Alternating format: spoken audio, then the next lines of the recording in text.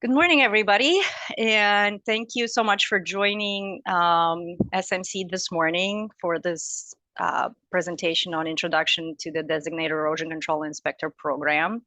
I know a lot of people registered. I think we had over 100 people register for this presentation. And if you think you're in the annual DECI workshop, you are not. So I will not feel offended if you drop off. This is just a 1 hour webinar introduction to the DECI program. We'll go through what it is and all that. But just to let you know, I will open the registration for our annual required training later on this week. I was just waiting to kind of get through this to not get people confused. Having said that, I would like to introduce myself for those of you who don't know me. My name is Maya Blauer. I'm a senior civil engineer with Lake County Stormwater Management Commission. I've been with the commission now a little over 6 years. I've been in environmental work, working for different environmental entities for the last 22 years.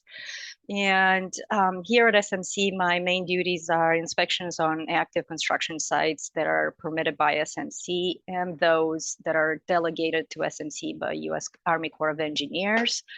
I also review and approve soil erosion and sediment control plans on permits delegated to SMC by U.S. Army Corps of Engineers.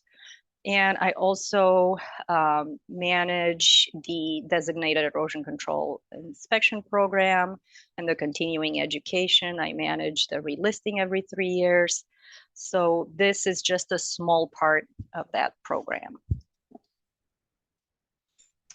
Okay, so if you want to I will keep track of attendance. So if later on you need proof that you've attended this webinar, please change your name, your Zoom ID to your actual name. You will receive one continuing education for today. The PDF and the slide deck will be posted on the DECI webpage.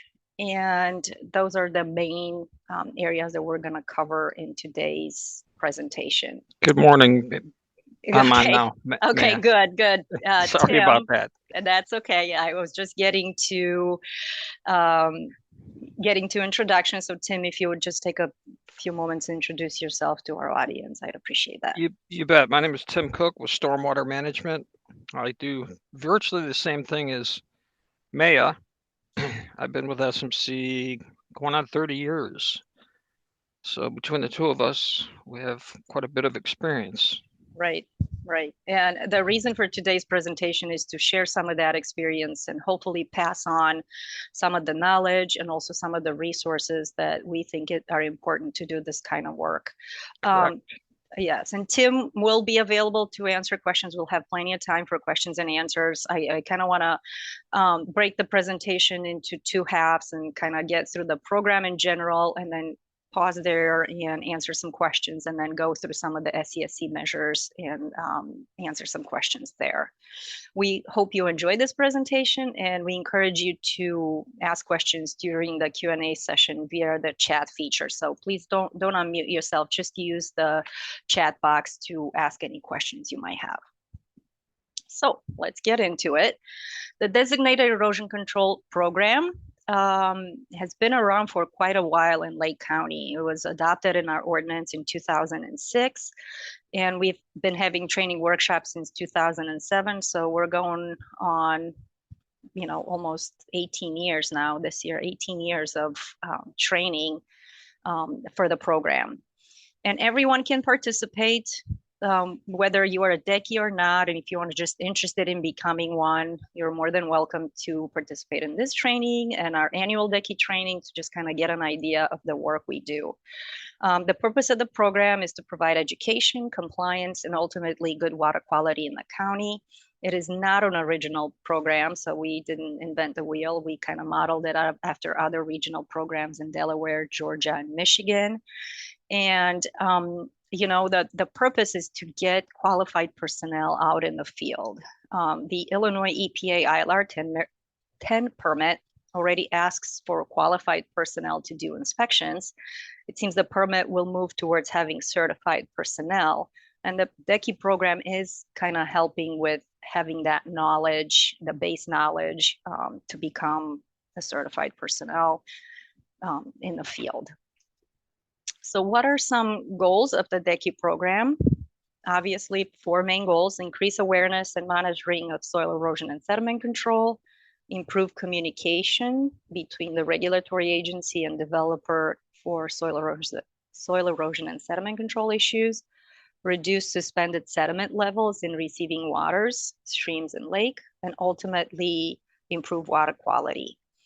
The inspector, the designated erosion control inspector, is liaison to the applicant and can translate some of the regulatory requirements. And obviously, the ultimate goal of this program is to have good water quality for the benefit of all. We all enjoy nature. We all enjoy being outdoors. So, you know, this is just a small part of how we can do our part to keep water clean. I was asked in one of the previous trainings, what are the benefits of becoming a DECI?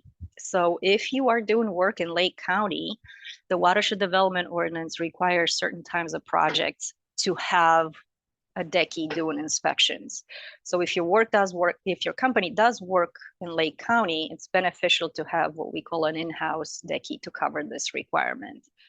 And if you plan on doing work in other counties, the field experience that's required to become a DECI, which is 2 years, is beneficial to show that you have that SCSE knowledge to do work elsewhere. And also, if you think you're going to make a career out of erosion and sediment control, construction, doing inspections out there, you know, this program and attending our seminars and webinars and trainings and doing work out there will prepare you for doing work in any part of the country. We'll talk a little bit later on in the presentation what kind of projects require to have DECIs. And you don't have to work for a certain company to be a DECI. If you're just out on your own and you know you want to become one, you can do that as well, as long as you meet the requirements. So what is a DECI? As I've mentioned before, it's a liaison between the applicant / developer and the enforcement officer for a community. Is a trained and qualified soil erosion and sediment control inspector, and it's employed by the applicant and not the permitting agency. So if a village or a municipality asks to have a DECI, that is the requirement on the developer that's proposing the development, and not, you know, that is not the role of the municipality. They just have to ask who is that person that can come and do work. The DECI can work for the applicant, but that's not required. So if you don't have an in-house DECI and one is required for your project, you can hire another person to do that work for you. There's a current list of DECIs that is posted on the SMC webpage, and at the end, I'll pull up the page so you can see the information that's listed there. And that list gets updated once a month as more people become DECIs. So how does one become a DECI? There are 4 general requirements. It's 1, pass the DECI exam. 2, complete an SMC approved course. And this is not one of them. The DECI 101 is not an approved SCSC course, but our annual DECI workshop is. So you either attend our annual training, or there are some approved courses on the DECI webpage that, you know, for example, it's in the middle of the year and we've already passed the DECI workshop, but you want to become a DECI, then you can take those courses in lieu of the DECI workshop. We also need a 1-page statement of qualifications showing that you have 2 years of cumulative experience. That particular requirement can be waived if you are a certified professional in erosion and sediment control or a certified erosion, sediment, and stormwater inspector. So, but the rest of the requirements still apply. And once we receive all those from you, we review and approve. If we need more information from you, we'll ask you. But if everything is good, you can pass and you can get approved to be a DECI. You can take the exam at any time. Our recommendation, SMC's recommendation, is to become familiar with the ordinance first. So you know where to look for the answers. It's an open book exam. And the newly amended document is on the SMC website. So if you're new and we've had some amendments in the last couple of years or so, it's a PDF document. You can download it and save it to your computer and kind of browse it before you take the exam. The DECI workshop for this year will be on February 11th, but there are other approved courses on the SMC website. When you talk about your field experience, please be specific.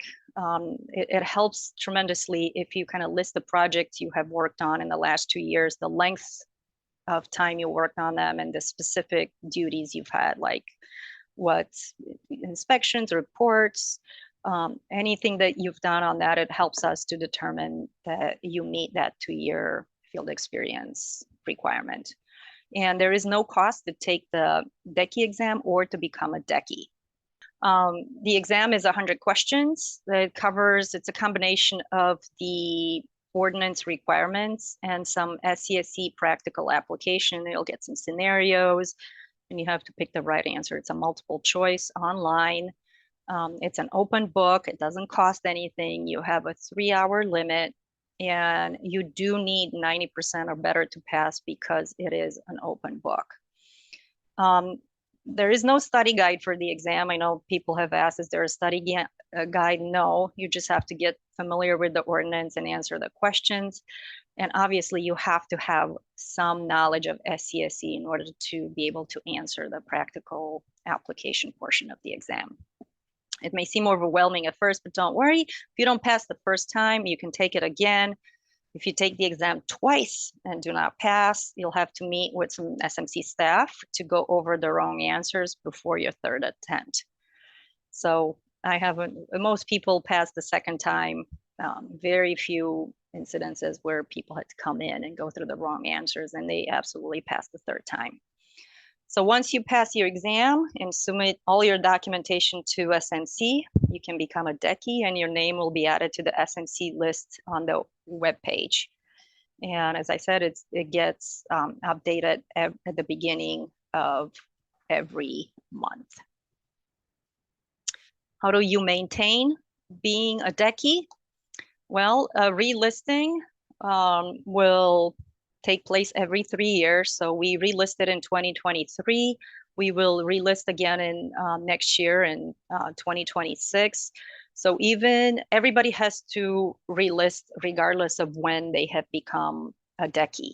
So unless you become a DECI in 2026, everybody else has to relist in order to maintain their status. That's when there's a $60 fee, and that way your status can be maintained and you can stay on the website, and then you can continue doing the work.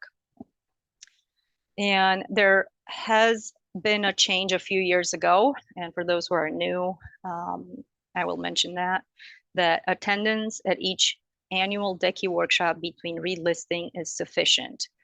If you don't attend every DECI workshop, alternatively, you will have to show 24 hours of education credits for the 3-year period. So that's about eight hours per year. And how can you get those credits? There is an annual Illinois Association of Floodplain and Stormwater Management Conference. I believe this year is March 12th and 13th. There are other webinars that offer credit. This is one of them. Other workshops that are offered throughout Chicagoland. We send out notifications sometimes, but check organizations like Soil and Water Districts and other counties and private companies, and national conferences such as StormCon and International Erosion Control Association Conference. Additional resources for continuing education are listed on the DECI website.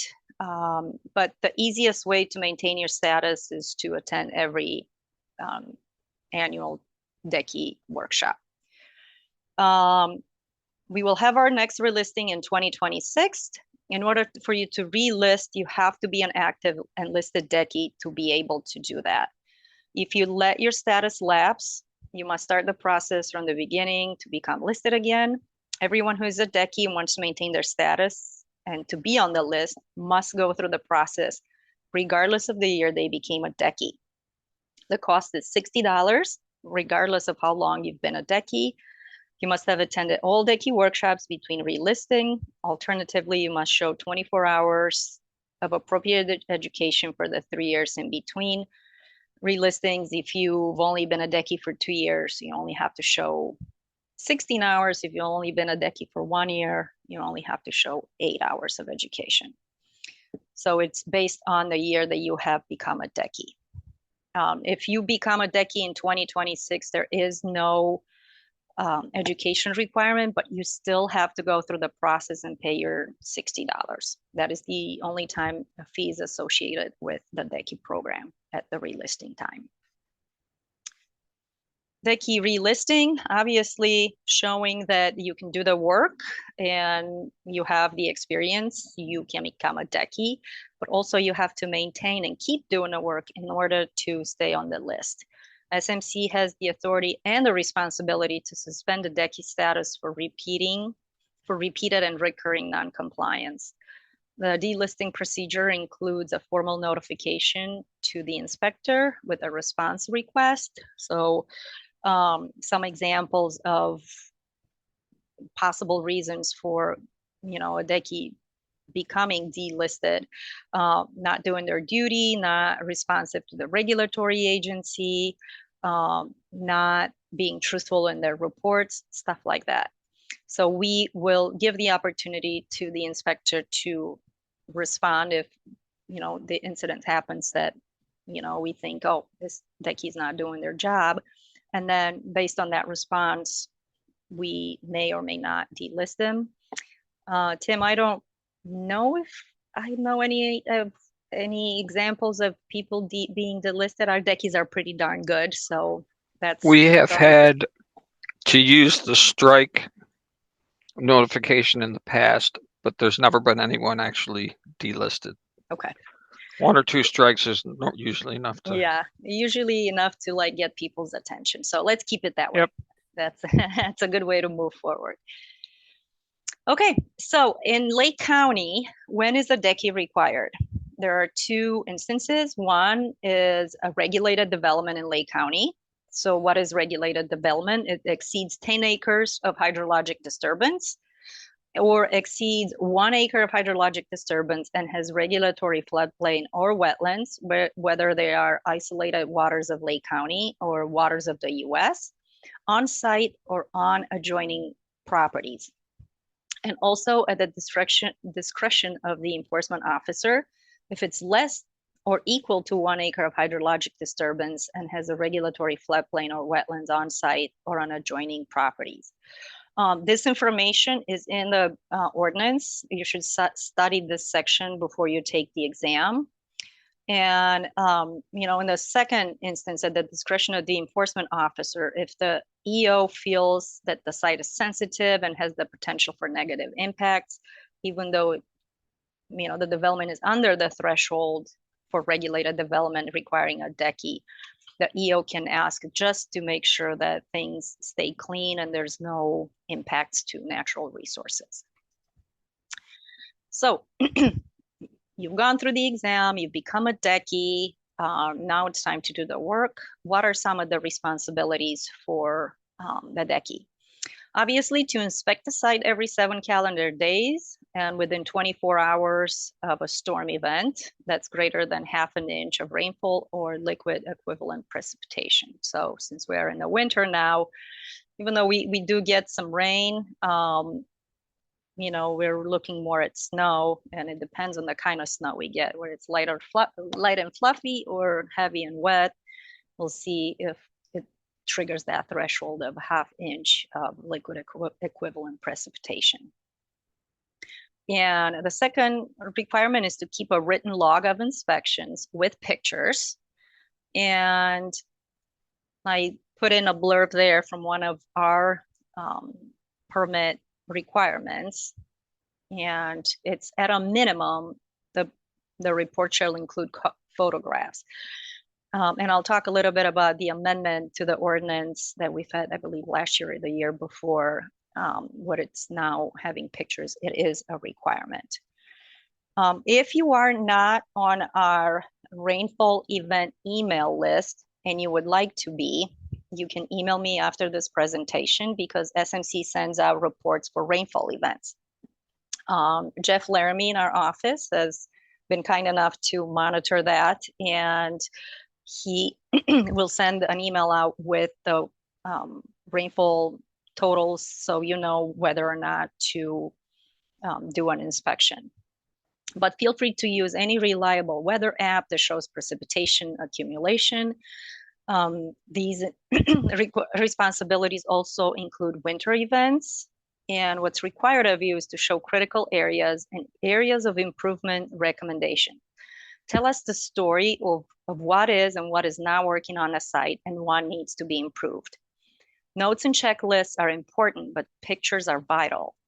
When I'm read DECI reports, I kind of skip all the all the lists and the checklists, but I go straight to the pictures because then I know, you know, the state that the site is in, and it can tell me so much more than a checklist can. So it's important that you guys are thorough with your reports, so it's easier for us as a regulatory agency to know whether or not a site is in compliance. Other DECI responsibilities, you need to keep a copy of the enforcement officer approved SCSC plans at the development site. Notify the EO within 24 hours of when the site is not in compliance with the ordinance or the approved plans. Propose corrective measures. That is so important. It's not enough to say, oh, this is not working, or this is not working, or this is not complying, this is failing. You need to be able to propose corrective measures. And also you have to be able to recommend additional SCSC prevention measures as necessary. You know, a plan is good as the paper that it's written on it. Things change in the field, things evolve. You need to be able to watch the site and keep that SCSC plan as a living document and be able to recommend beyond what the engineer has put down in the plan if things don't work out as designed. And communication. Communication is key between all parties involved, like the regulatory agency, the applicant, the contractor, the people who are actually doing the work on site. So everybody understands and everybody's on the same page as far as what needs to be done. And obviously documentation, letting know the regulatory agency that yes, you know, some things have happened. The site is not currently in compliance, but here's what we're doing to address it. So taking pictures is a huge part of that. Required inspections, obviously, the inspections start after the initial SCSC measures are being installed, but prior to proceeding with any other earth disturbance. Both Tim and I do that same inspection as well to make sure, you know, silt fence and construction entrance, whatever it is that you have on site is installed properly before you actually start disturbing the earth. And then after that, every calendar days and every 7 calendar days, and obviously within 24 hours after ½ inch of precipitation. If there are multiple events of ½ inch in 1 week, do an inspection after each one. So a DECI might be on site multiple times in 1 week. If they're back to back, you know, and you know it's going to rain 2 days in a row, you can come after the second day of rain and see how things are.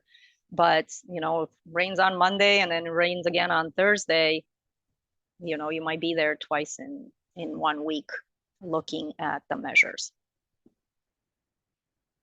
So when are DECIs done inspecting? After permanent stabilization and EO approval of the as-built plans. Not all projects have as-built requirements, but if it is required by the permit, discuss that with the enforcement officer to make sure that everything is done and your list is completed and the site is in stable conditions. Sometimes, at least for SMC projects, if it's a simple project and we don't require as-built, it's just an email from the design engineer stating that the project has been built per plan is sufficient, but that is something that you need to check in your permit approval letter. So it depends on the permitting agency what kind of as-built requirements there are.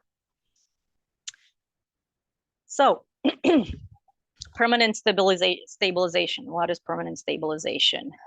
For SMC's as-built approval requirements, permanent stabilization is 70% aerial coverage of vegetation, of which at least 50% must be desired species.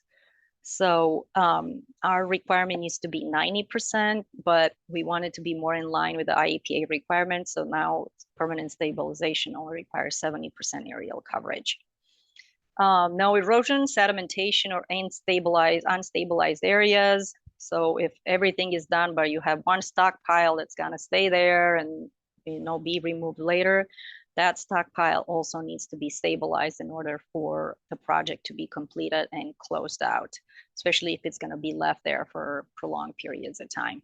Maybe, it's a topsoil stockpile that will be used by the applicant in some other project, or they want to sell it or whatever. That area needs to be stabilized in order for the entire project to be considered stabilized. Also, the temporary soil erosion and sediment control measures need to be removed. So after all the permanent stabilization is done, the silt fence, the perforated risers, the construction entrance, anything that was temporary for the construction of the project need to be removed. If those small areas need to be stabilized, that's great. That needs to be done. And then the project is considered permanently stabilized. But you do need to coordinate with the regulatory agency for permit closeout when all the requirements are met. Make sure that they are satisfied with the site and how things are looking before you can close out your permit. Okay, so for the second half of our presentation, let's look at some typical SCSC measures. Okay, so there are some typical run-of-the-mill that you'll see these measures all the time. This list, yes. I'll ask you how you want me to handle this. We did have a question come in. Mm-hmm. You want me to hold, or do you want me to interrupt you before you get into this? Yeah, let's if it's on the first part of our presentation, let's answer it now and then. It is. The question is, at any time do our reports need to be submitted to you or Tim? The answer is yes, if SMC is the permitting agency. And whether it goes to me or whether it goes to Maya depends on whose community it is. Right. So if you are doing reports for a project that's not SMC permitted, then you do not. You would have to send a copy of that report to the enforcement officer for that community. If SMC did approve the permit and we are actively inspecting the site, then yes, that report will have to be sent to either me or Tim, depending on the community it's in. And you'll know because Tim or I will be at the pre-con meeting and you'll know which one of us you'll need to send it to. But that's a very good question. Anything else, Tim? Negative. Negative. Okay, so moving on. So the list of SCSC measures that we're going to talk about today, this list is by no means exhaustive. Each site will be unique, but we're just kind of talking a little bit about the general, the measures that you'll see the most.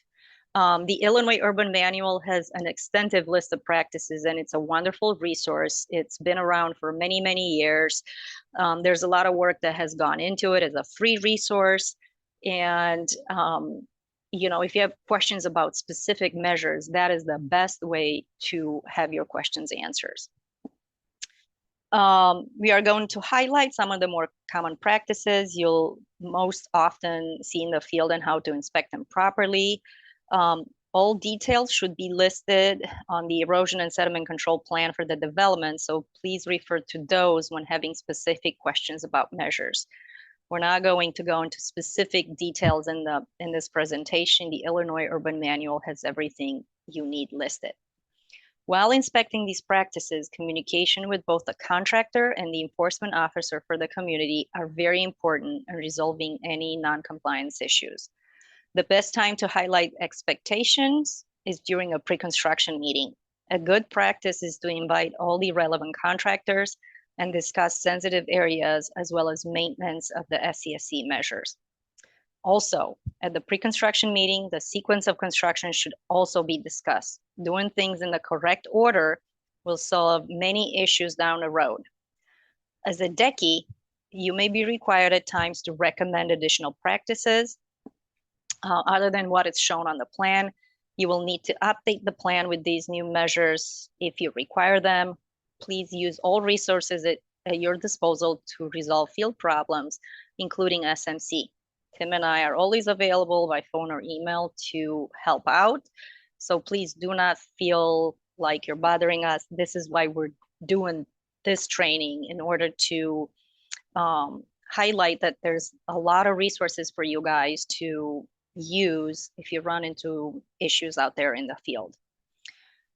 All the practices that we're going to talk about today work in conjunction with each other. Not one practice will solve all the problems. It's better to prevent soil from eroding in the first place than deal with sedimentation issues later.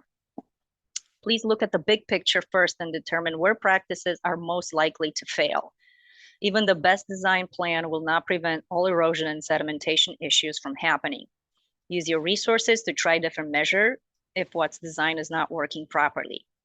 Try to have disturbed areas stabilized as soon as possible. It will solve many of your problems. All right, so let's get into it. The first measure we're going to talk about, it's a stabilized construction entrance. It's used typically at entrance and exit points for the construction area as a means of minimizing track out onto the local roads. Please check details page on your plan for required length and thickness of stone. Please make sure the contractor uses filter fabric under the stone, otherwise the stone may sink.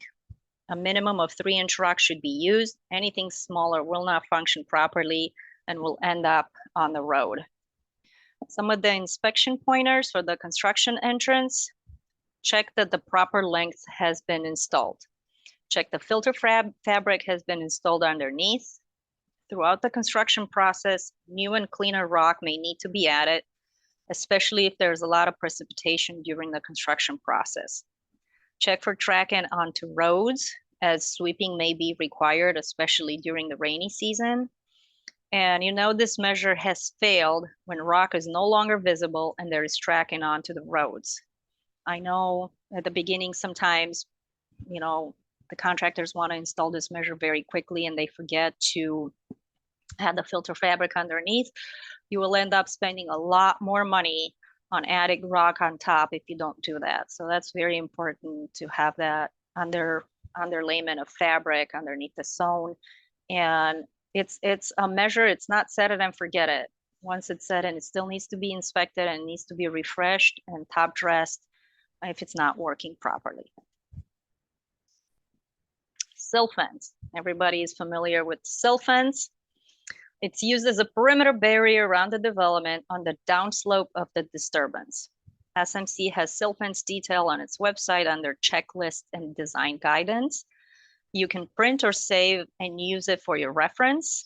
The Illinois Urban Manual is another resource for how to properly install sill fence.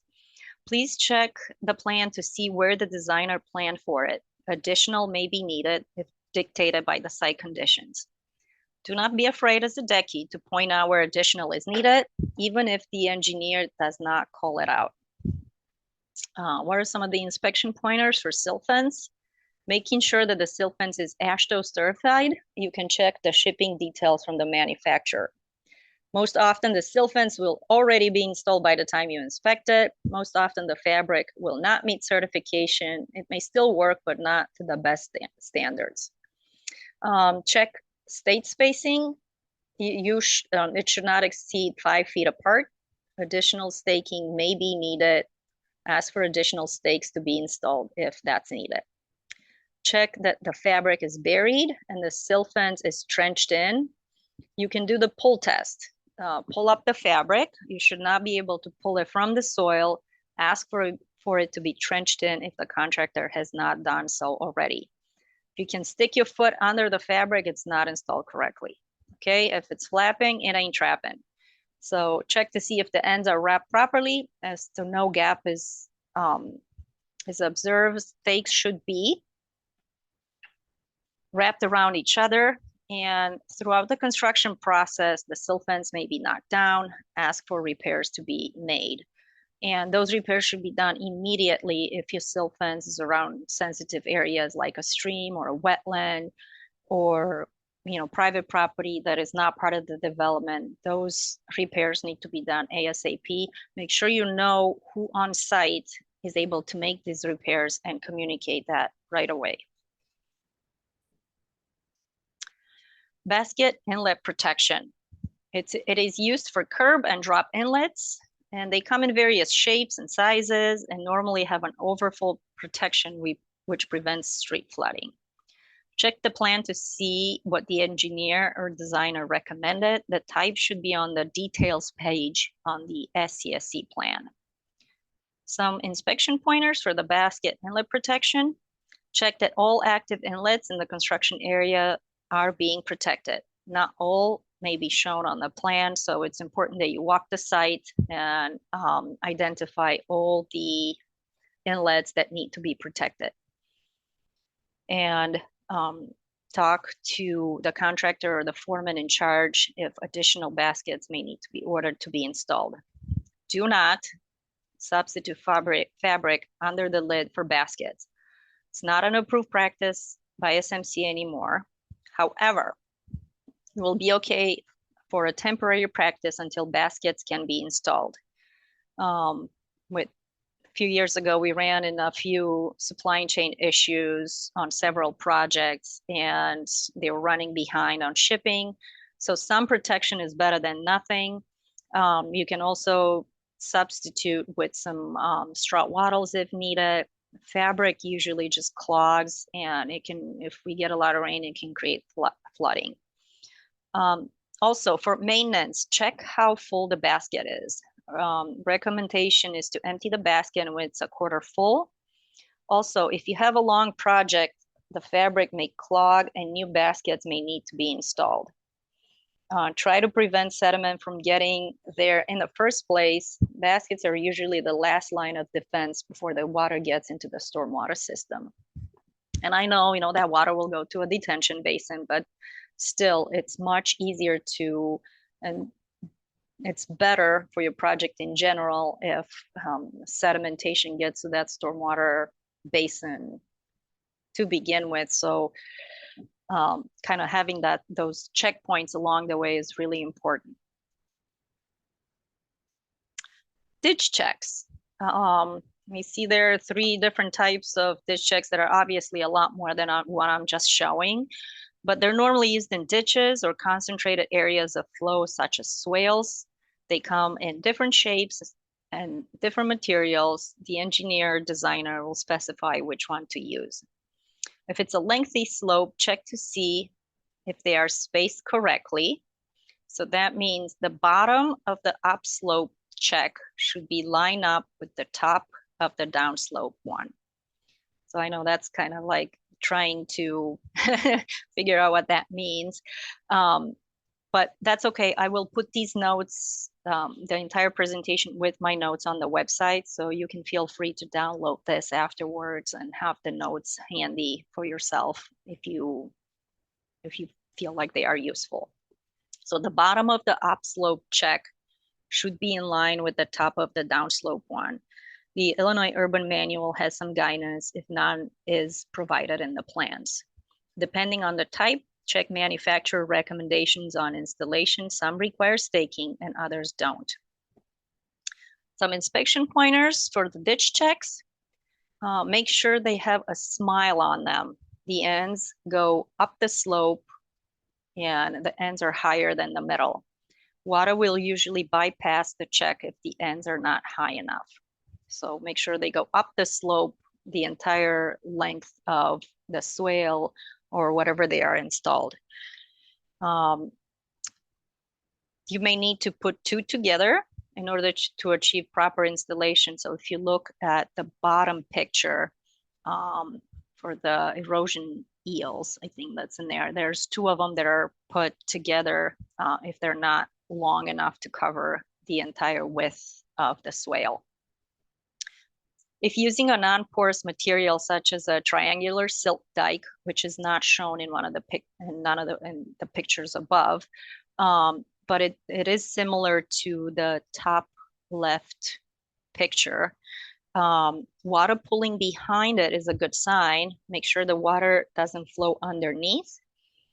If it does, it's a sign that the dish check is not anchored properly to the soil.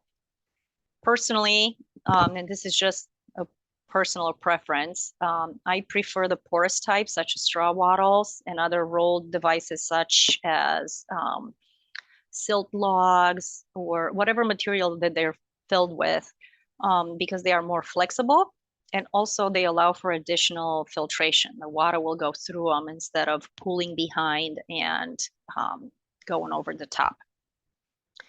Obviously, they work best if blanket is used in conjunction under the checks, so erosion doesn't occur in the swale. So it actually, you have a 2-prong approach where you have blanket underneath and a dish check on top to kind of slow the water down, but also not erode what's in the ditch. So also, if you can have vegetation, that's even better than the blanket. But it's just kind of think how you can prevent soil from being dislodged and carried downstream to begin with. Erosion control blanket. This is a temporary cover made of a degradable material that can cover disturbed areas until vegetation growth takes place. It's made of different materials such as straw, coconut, or wood fiber, or a combination. They come in different thickness, and the engineer will specify which kind should be used based on site conditions and slope. Plans should have installation details and guidance. Make sure that the landscape contractor uses the design type. Going with something cheaper and thinner is not a good idea, especially on steep slopes. So stick to the type that's been specified in the plan.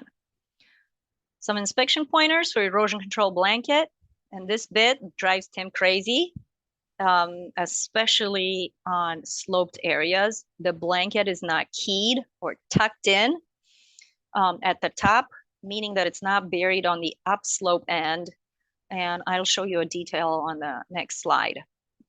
Make sure that the end areas overlap as per details, 4 inches, and we'll see that on the next slide as well. Tenting. Blanket does not have full contact with the soil. This usually happens because the grade is not well prepared. There are sticks and stones and other materials make the blanket tent up and not have full contact. And this next one drives me crazy, especially in the winter when I see peeling. This normally happens after installation, and if there's not enough staples used, the blanket will not properly be keyed in, and if not properly overlap, and then it'll just peel off the soil. You need to have the contractor address those areas. So let's say you finished a project, everything is blanketed, and you think your work is done. It's not. Wind, rain, snow, whatever can make these areas peel. And especially if the blanket hasn't been installed properly to begin with, you've got to have the contractor come back and address those areas to make sure that the disturbed areas are covered properly. Can I add on to that a moment? Absolutely. Okay. The reason that they're peeling mostly is because they're not keyed in. Yeah. The staples certainly have a lot to do with it, and the manufacturers, or the contractors installing the blanket, all know how to install it correctly, but they don't do it because they don't get caught doing it. It seems as if, in my observation, SMC is one of the only people that catch this and enforce this. Yeah. And unfortunately, that's what you see when you drive all over the county, is blanket peeling up all over the place. Mm-hmm. Yeah. So this should be my biggest one as a DECI, to look for and make sure that it follows this detail May is going to go over. Yeah, so it's, you can see it up here. I don't know if you can see my my cursor, but it says bury upslope end of blanket in trench 6 inches wide by 6 inches deep. So that's when we you see in our reports that when it says that blanket is not keyed in, this is what we're talking about right here. And this is especially important when you have a slope, right? If the ground is straight and you use enough blankets, it may stay. But if it's on a slope and this is not done, it has a very high likelihood of failing. And same thing, I mean, for me, in some of the projects I've seen this year, it starts peeling halfway through. Same thing. If they are not overlapped using 4 inches and enough staples are put in, you know, it'll work in the first half, and then this second half will start peeling away, and then now you have your slope exposed. So whoever you use for your as your landscape contractor, make sure as a DECI that before they come out there and do the work, it's easier to do it right the first time, is to make sure that that blanket is installed correctly. Because, you know, it's going to cost you more money to get the contractor to be out there again. If this fails and Tim and I say, nope, this is not good enough, you need to come out there and have it done correctly, it'll cost you more money to get the contractor back out there to take care of the issues that could have been taken care of to begin with. So I don't have all the details in this slide, but the details in the Illinois urban manuals show staple spacing and depth, which are not pictured here, but you can find them in the Illinois urban manual. Ooh, this one is a toughie, the dewatering. Site dewatering is one of the most problematic and critical issues that show up on construction sites. Has the potential for sediment-laden water discharge off-site and therefore non-compliance. A dewatering bag alone will not usually get the job done. And Tim and I have seen it over and over and over the years that just having a sediment bag is not sufficient. It's a combination of measures that will work. We highly recommend getting polymers as part of the dewatering setup. If you are a designer, including this as part of the bid would be essential and save you a lot of money in the long run. Dewatering will become a major issue during construction. Talk to the contractor at the beginning of the project and ask what kind of dewatering setup they have and discuss alternatives to ensure compliance. So this is the dewatering setup. I believe this is an SMC approved spec. And, you know, the Illinois Urban Manual didn't, I think it was a little bit weak on this measure. So we wanted to beef it up a little bit to kind of have a few things working in conjunction, including polymers. So how do you inspect dewatering? You check water quality before it goes in the bag and how it comes out to evaluate that filtration is working.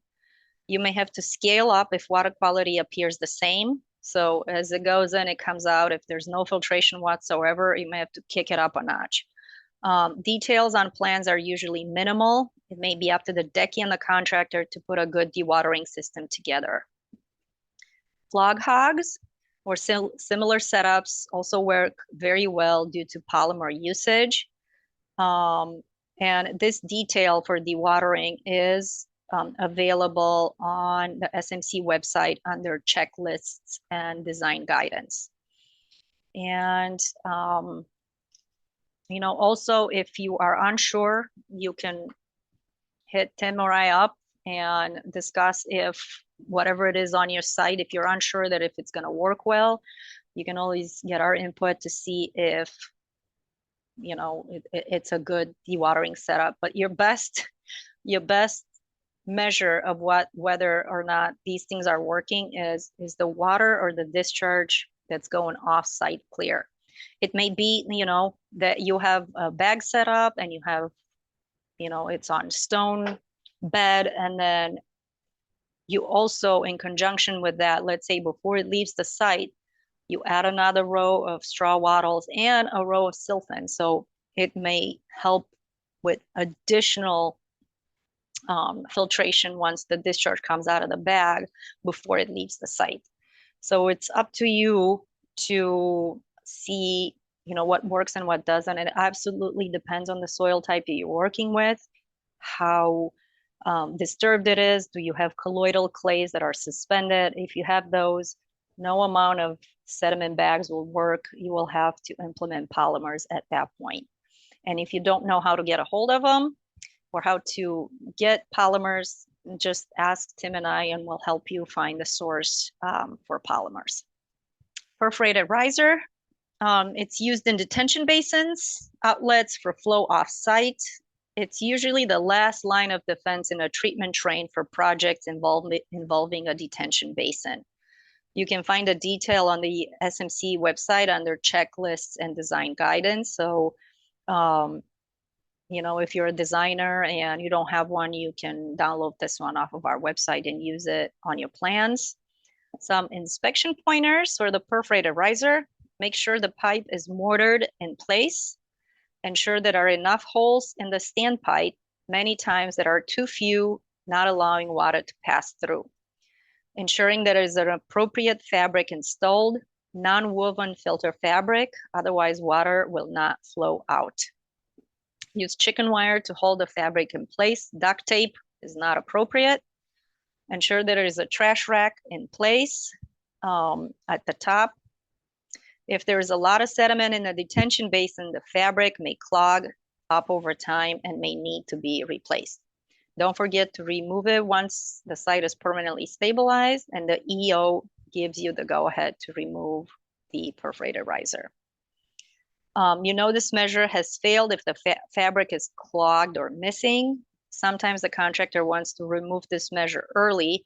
It should remain in place until permanent stabilization is achieved. That means 70% vegetation coverage.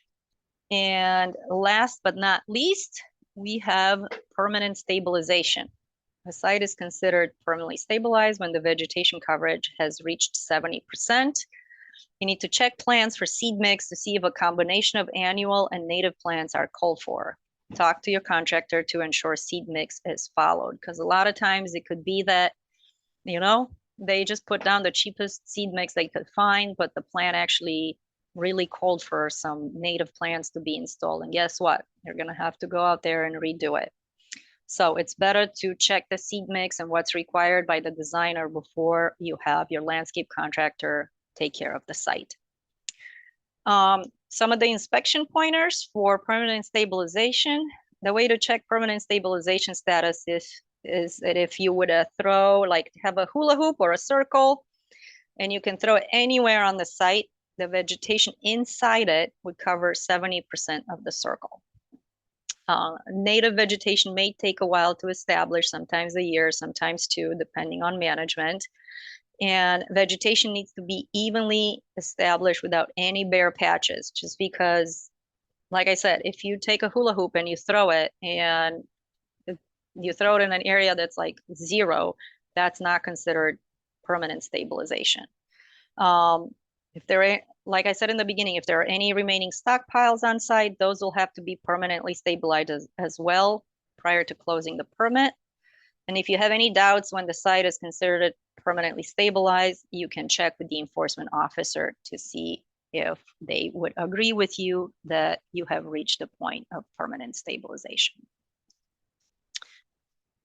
One of the things that I wanted to highlight in this presentation as well, because it seems sometimes there's still some struggle with this, is the DECI reporting requirements. So the Watershed Development Ordinance has recently been amended with some new requirements. Amendment 5A specifies that the DECI inspection documentation will include photos along with the report. In the previous version, the inclusion of photos were the discretion of the enforcement officer, and now it shall include, so your reports shall include site observations and a sufficient number of photos depicting the site conditions of the entire site, inspector's name, date and time of inspection, status of perimeter control, and site outlet observations. So those are at a minimum. You can include more, but at a minimum, those areas need to be covered. The amendment also removed the list of DECI inspections and just clarified that once every 7 calendar days and after half-inch of rain or liquid equivalent precipitation for winter events is sufficient. So if you hit the site once a week and after precipitation, then you're good. And the driving force behind this amendment was some public comment. We were, I guess, getting some reports that were not being truthful, as well as some of the staff observations, SMC staff observation and experiences out in the field. Sometimes I get a report with 1 or 2 pictures. That does not tell me in any way, shape, or form what condition the site is in. So at a minimum, cover those areas to be compliant with the ordinance. And I wanted to kind of go through a few examples of reports that I have found that were good and helpful. And I am using these with permission from, first one is from Manhart. So you can see this one has an NPDES number. So that's listed, the SMC permit is listed, the name of the inspector, the time, the date. Sometimes it's useful to even put the conditions, the location where it's at. Yeah, it's 85 degrees and sunny. And then, you can create your own list for what you want to be included. Not everything has to be, but at a minimum, what the ordinance requires should be included on your DECI reporting report. So they completed the checklist and they had quite a few observations, which it's very useful because these will change over the length of the project. So, you can add or take out what doesn't apply anymore, but it's really helpful to have those in place because as a regulatory agency, we only go out, once a month, but Tim and I, we look at these reports every week as they're sent in. So it really lets us know what condition that site is in. And then they included pictures with some descriptions. That's also very helpful. If we just get pictures with no descriptions that I'm like, a lot of times I have to guess what I'm looking at. So when you include pictures, tell me what I'm looking at and tell me if there's anything that needs to also be taken care of on the site, just like Tim and I do on our reports as well. Here's another example. This is for a pipeline construction. So this is a linear project, which you might have a lot less SCSC measures than you would on a big subdivision project, for example. But nonetheless, they have the type of BMP, sill fence, eel logs, erosion control blanket. They have some baskets, they have some stockpiles, construction mats, and what conditions those are in. Do they need corrective action? Yes or no? And if they don't, you can have a small description of what's going on the site. And I like this one. I love the fact, especially for linear projects, the kind of like the location and the station number, because then you kind of get an idea where these are implemented. And if we are to do an inspection, then you can go straight to it and find it. So this one is very simple. It's not big. It's very uncomplicated. So you see, you can use any sort of like form that you want in order to do your reports correctly. Now, for we as SMC have one put together, and it's available on the website. I will go to it in a moment. And I have unlocked it. It was locked before, now it's unlocked. You can take this one and you can edit it and change it and add and subtract whatever it is that you want and make it yours, and to include pictures as well. You can label them and feel free to use it. There's no need to ask for permission. It's designed so you guys can take it and not, reinvent the wheel if you don't have to. So that kind of concludes our presentation for today. I did want to mention, I know some of you are brand new to this field, and I wanted to let you know that I think every other year SMC partners up with the International Erosion Control Association to have a field day. And basically a lot of the measures that we talked about today will be covered at this field day. So for this year, we landed on April 23rd, 2025. And it's kind of a half day. We'll start at 8, we'll have some breakfast, we'll have some introduction and some instructions, and then we will move from station to station. So here's what we're going to cover more or less. This is kind of a loose agenda, but it'll be firmed up as we get closer to the event. We'll talk about dewatering, we'll talk about silt fence, temporary stabilization. We'll have some hydro mulching being showed, some blankets being installed, some ditch checks. We'll talk about construction entrance, inlet protection, silt curtains, and we have some very knowledgeable presenters, that have been around for probably as long as Tim, if not longer. And we can go through these measures and you get to see them. I mean, short of being on a construction site, which would be my preference, this is the best thing that we have as far as showing how these measures get installed. So I will obviously send information once the registration is open. That this event is not free, since it's mostly covered by International Erosion Control Association. We are co-sponsoring, and both Tim and I will be there as presenters. So there is a fee associated with the registration. If you're an IECA member or a non-IECA member, there is a early bird discount. And once I have all the information ready and the registration open, I will send out an email, as I normally do, and I will put this information out on the website, the DECI webpage. And the other thing I wanted to highlight is the DECI webpage. So, this is where a lot of our announcements are going to be. This is where the slide deck for this presentation will be. I will also, like I said, post the registration for our DECI annual training just this week. So keep your eye on this. If some of you who are new and you are not on our email list, feel free to email me at the end of this presentation, so I can add you to the list if you wish to be listed.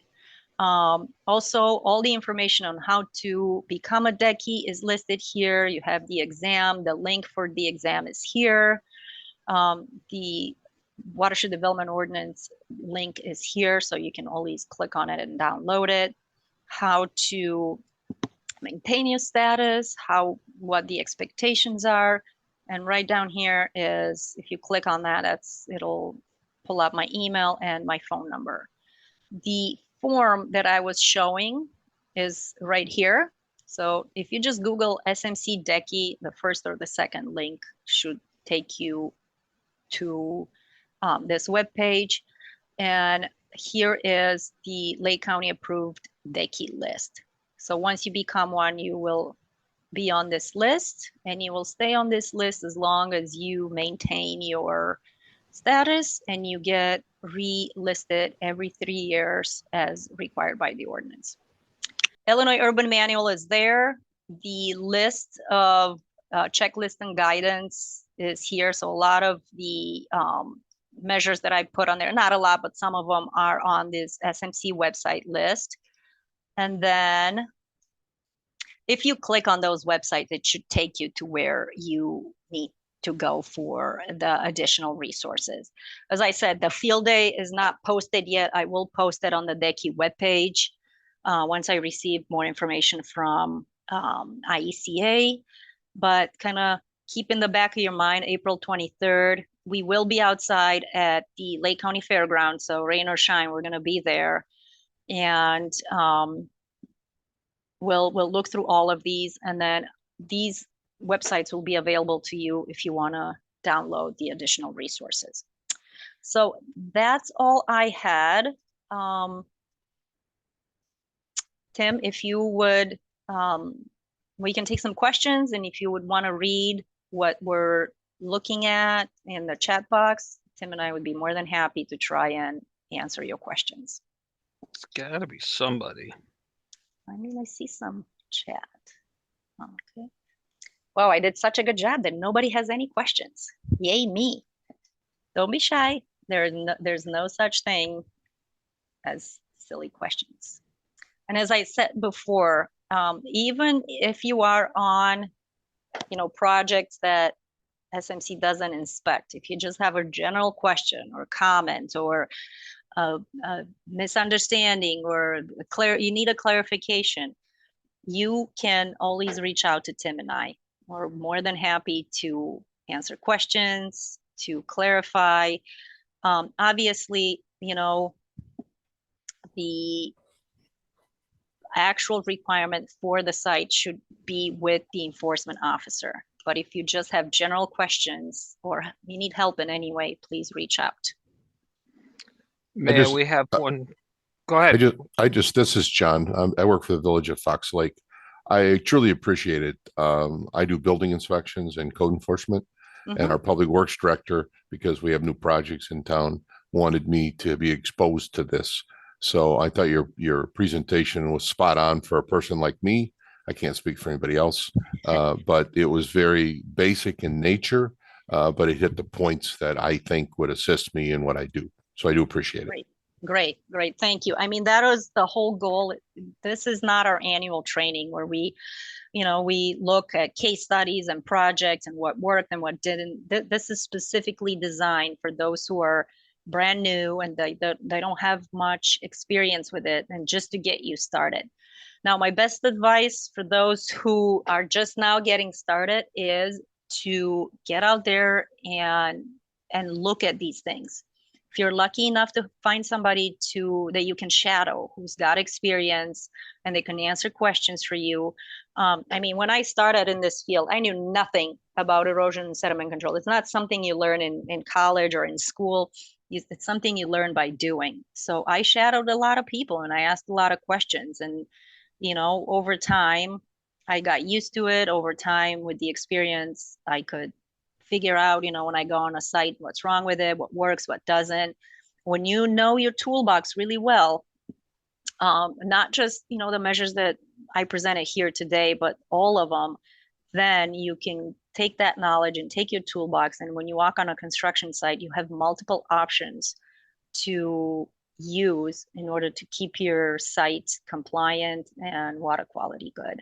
So one comment and one question to that end, Mia. I think that the best next step, in my opinion, would be to go to the field day where you would actually see these practices installed and functioning. But there was a question, where can we download the seminar at? So I will take the slide deck, the PDF of this presentation, and put it on the DECI webpage. So let's see, if I go back, it'll be on the DECI webpage here. So like I said, the best way to find this, just Google SMC DECI, all capital letters, SMC DECI, and that should pop up the webpage, and I will post the slide deck here, including the notes, because a lot of the things that I spoke about weren't on the slides, they were in the notes. So I see another question here. I'll take this one. Okay, go ahead, Tim. The question is, are there talks with IDOT designers to include a better dewatering detail in IDOT plans? Stormwater management has no jurisdiction over the state. So we do not inspect IDOT projects. On rare occasions, the Army Corps of Engineers will bump up a project to us to take a look at their project. So I cannot speak for anything that's in their dewatering plans or details. Yeah, one of the things SMC cannot permit higher levels of government than ourselves. So because we are a county agency, we don't permit or inspect state projects. So that is the reason why that's not happening. I know IDOT has a lot of training themselves. They do a lot of SCSC training. A lot of times, you know, I think, and I maybe correct me if I'm wrong, Tim, the dewatering is left up to the contractor. Almost always like there's a pay item and said dewatering at the discretion of the contractor. So there has to be some level of education and some level of care on the part of the contractor to put a good dewatering plan together. That's been my experience, at least. I don't know if Tim, you have Yeah, anything that's else normally to the add? case is means and methods are not dictated. The contractor comes up with that. But again, this is, I can't speak for IDOT, Right. but that's typically the case with road projects. Means Yeah. and methods are not dictated. They contracts up to them to come But- up with something. But that doesn't mean that as a DECI, you can't reach out to IDOT or whoever is the permitting agency if things don't work, are not working out as they should in the field, to ask it, and even Army Corps of Engineers, if things don't work out as they are designed to work out and you have sediment laden water discharging, to ask for additional help and additional support from those agencies. Working with the local, just one more comment on this, working with local road partners and Lake County DOT, stormwater management reviews all of the dewatering proposals along with the resident engineer for that project.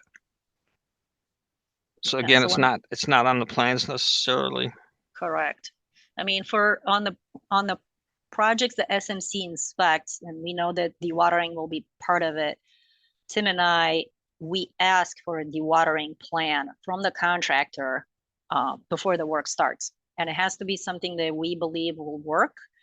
And if implemented and things don't work out as they should, then we ask for additional measures to be installed. Usually we escalate it to using polymers. Okay, these are all great questions. Anything else? If not, if you would just wait, I can upload the certificate for today's attendance, and you can download it and print it. If you are on a mobile device and you can't get it, you can feel free to email me and I will send you a copy of the one PDH for today. If you can think of questions after the presentation that, you know, we haven't answered today, and it's like, oh man, I wish I would have answered that or asked that. Same thing, email us and we'll get you an answer as soon as we can. And if you need to talk offline a little bit, or if you have any questions or concerns, same thing. Reach out to us. Our information is on the website. Phone numbers are on the website. So having said that, thank you very much all for attending. Thank you for your questions. Go out there and do good work. Stand your ground. Make good suggestions to the contractors out there, and let's all do a good job in keeping our water quality clean. Thank you all. Have a good day, and we'll see you soon at the annual DECI training, which is February 11th, 8 to 1. As I said, I am going to send the information by the end of this week. You can sign up, and we have a really good agenda for that presentation as well. Thank you. Thank you.